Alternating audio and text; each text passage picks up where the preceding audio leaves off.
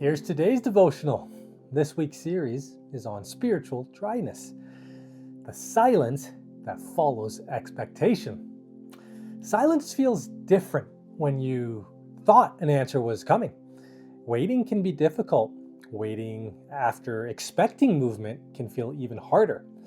You've prayed, you hope, you believe something would change.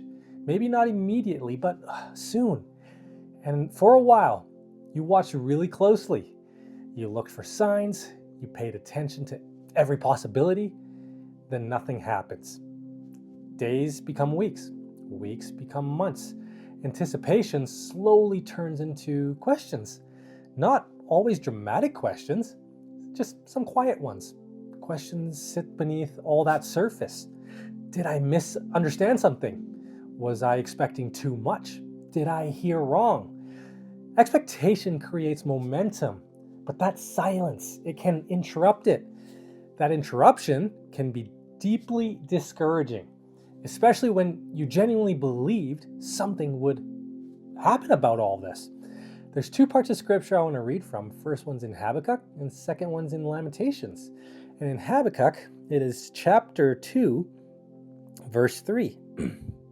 And it reads, "For the vision is yet for the appointed time. It testifies about the end and will not lie. Though it delays, wait for it, since it will certainly come and not be late." It holds the tension without rushing resolution. The passage acknowledges that some things unfold more slowly than expected. The timing isn't always immediate. The waiting isn't always comfortable.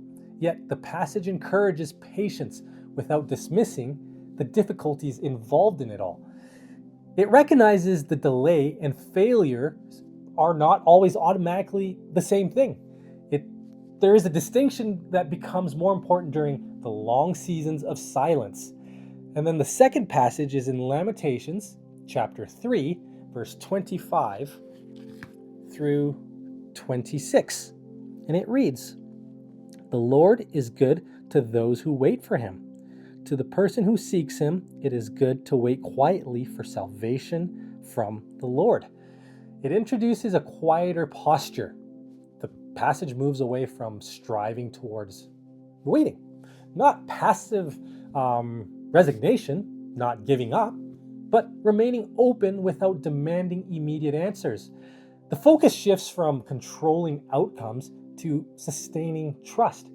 That shift often feels uncomfortable because most of us would rather understand what's actually happening right away.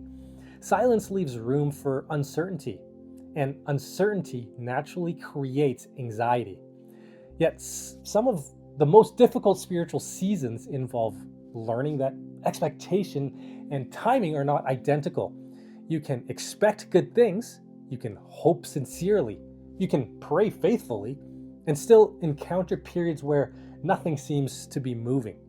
That doesn't automatically mean your hope was misplaced. Sometimes silence becomes a space where trust gets to mature, not because silence itself is enjoyable, but because it exposes what you're holding on to. Immediate answers, predictable outcomes, specific timelines, things we naturally prefer. If the silence were to feel heavy today, you don't need to have to pretend that it isn't. You don't have to force optimism. You don't have to convince yourself that waiting is easy. You can acknowledge the disappointment honestly and still remain open about it all, still remain present, or even still remain hopeful, more importantly, because silence is not always evidence that nothing is happening. Sometimes it's simply a season where certainty has not arrived yet, obviously not in your timing, and until it does, faith may look less like certainty and more like continuing to wait without letting hope completely disappear. Hope this one helps.